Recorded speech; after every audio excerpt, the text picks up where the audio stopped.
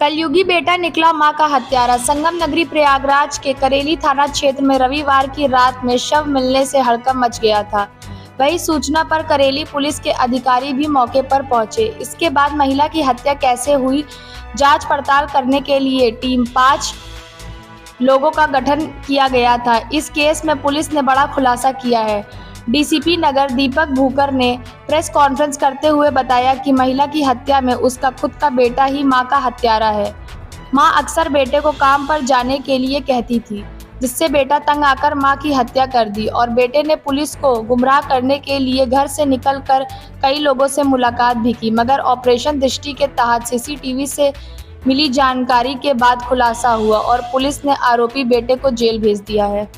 यही है कि जो मृतका है उसी के बेटे सचिन पाल ने ही उस महिला की हत्या की थी और फिर उसी की तहरीर के, क्योंकि वो वादी बना था और उसी ने वो तहरीर झूठी एक तहरीर देते हुए, जिसमें लूट की घटना भी उसने दिखाई कि मेरे हमारे घर से 15 लाख रुपए कैश और ज्वेलरी जो लुटेरे हैं वो लूट और मर्डर कारित करके लेके गए हैं। तो ये सारी घटना उसने फर्जी तरीके से पुलिस के सामने रखी थी।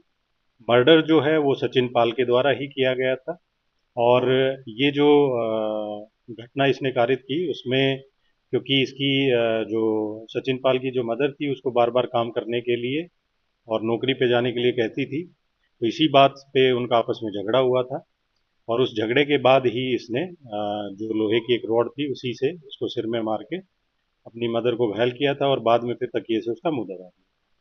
तो ये घटना कारित करने के बाद इसने बहुत ही प्लानिंग के तहत एक एलिबाई क्रिएट करने के लिए 2-3 व्यक्तियों के साथ ये मिला और उनके साथ घूमा भी और उनसे, क्योंकि पहले भी ये लेन देन उनका रहता था, तो इसी बहाने उन लोगों से मिलने गया ताकि पुलिस को भ्रमित कर सके कि जिस टाइम पे घटना हुई उस टाइम पे ये मौके पे मौजूद नहीं था।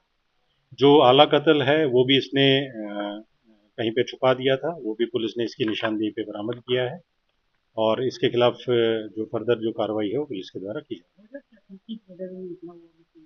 देखिए, वजह यही थी कि इसकी जो मदर थी वो बार बार इसको काम करने के लिए और जॉब पे जाने के लिए कहती थी।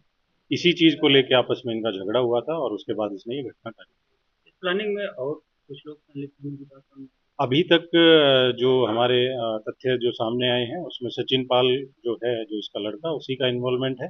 बाकी क्योंकि इन्वेस्टिगेशन अभी इसमें चल रही है तो और जो भी तथ्य आएंगे उसके आधार पर हम कार्रवाई। सर, इसके ऊपर शक कैसे हुआ आपको?